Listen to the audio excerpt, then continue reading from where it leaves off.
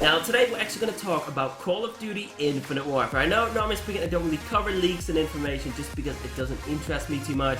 Normally speaking I just wait for the game to release before I actually talk about it. But I actually came across a ton of videos from Long Sensation covering a lot of leaks and information. And I thought, hey, let's talk about this in a video, see what all of you think about it. So that being said, let's get to it. Now in case you actually want to check out his videos, there's a link in the description to his channel in case you want to check it out. But basically, right before BO3, he also leaked a ton of information, a ton of pictures, and he got this information from the same source. So let's just casually assume that at least part of this is true. However, take everything that I talk about in this video with a grain of salt. Now, that being said, let's take a look at some multiplayer information. Here we go. Call of Duty Infinite Warfare, in my opinion, is Call of Duty's biggest leap in creativity since Modern Warfare 2.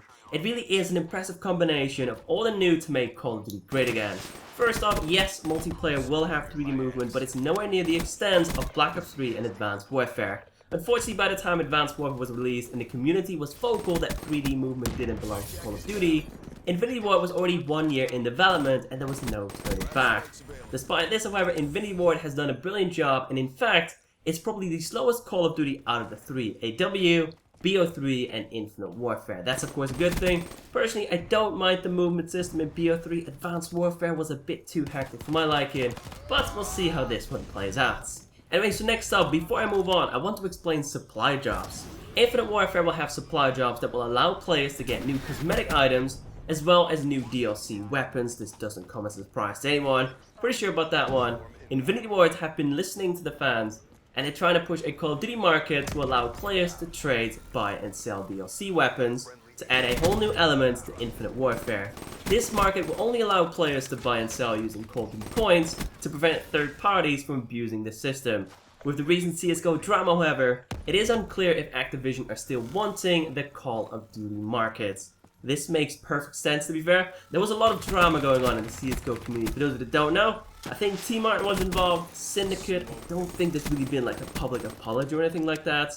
But where there's money to be made, there's third parties trying to benefit from it. It's really that simple. Anyway, so next up, weapons. In short, Infinite Warfare's multiplayer weapons are insane, and Activision have already been giving us a small dose on what to expect with the latest supply updates in Black Ops 3. The Banshee, the Rift E9, the DBSR-50, the R7 Ajax. Those are perfect examples of what to expect in terms of multiplayer weapons in Infinite Warfare.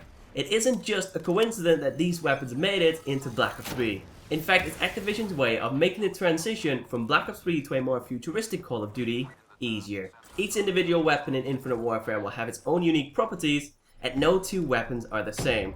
From a sniper to LMG hybrid to a shotgun/SMG hybrid, each weapon will be useful one way or another.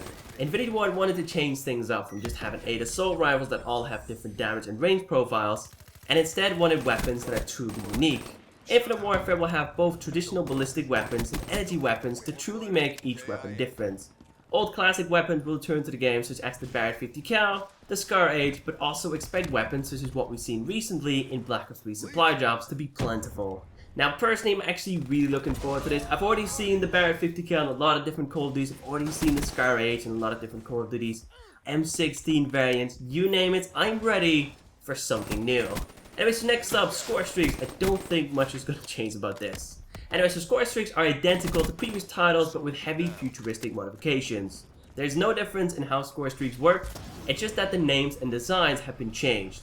For example, a satellite UAV is identical to the standard UAV we all know and love. That's a good thing. That means the freaking SATCOM isn't making a return. Thank God.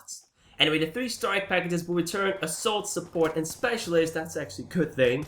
And will act in the same way they did in Modern Warfare 3 and Ghost. Furthermore, a secret kill streak is in the game for 25 consecutive kills with your weapon, so let's say a Moab. Oh, actually, the secret kill streak is currently called a Gravity Bomb, and is essentially a massive gravity grenade that we've seen in the campaign. So this is something I have to look up, that's for sure.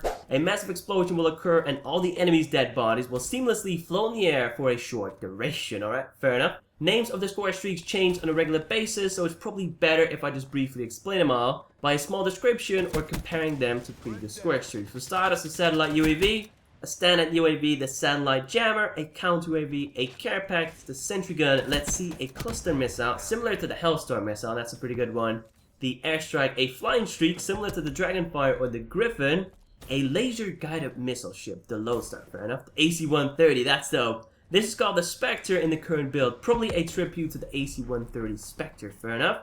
The Harrier Strike GI unit, this is not the name, but it is the robot from the campaign, right, fair enough. Assault Juggernaut, that thing is making a return, bit of a bummer. A Support Juggernaut, that thing is a pain in the ass. Advanced UAV, that's good. Ballistic Vest, not too sure how I feel about that one. The EMP, what is this? Sting More Mine, very similar to the IMS. Oh, fair enough, that's a bit annoying as well. The Jackal strays around the map giving aerial support, much like the 86 Overwatch from Modern Warfare 3, that's alright then. And the Pathfinder Launcher takes down enemy skill streaks in one shot, so a Javelin, and not too bad. Anyway, so this is all the information that we have about the multiplayer side of Infinite Warfare at the moment. I also found some more information regarding zombies, so I'll make sure to post a video about that in case all of you want to see it. But apart from that, let me know in the comments down below what you think about this. I'm actually really looking forward to Infinite Warfare, especially since we saw some more campaign gameplay that basically showed a ton of boots on the ground gameplay. I'm looking forward to once again outplaying my opponents just by knowing all the different head glitching spots, just like in Black Ops Steel. Anyway, with that being said, if you enjoyed this video, some support, a like rating would be very much appreciated. If not, that's cool. If you want to, you can also follow me on Twitter, or Facebook, or Instagram. You can find all those things in the description.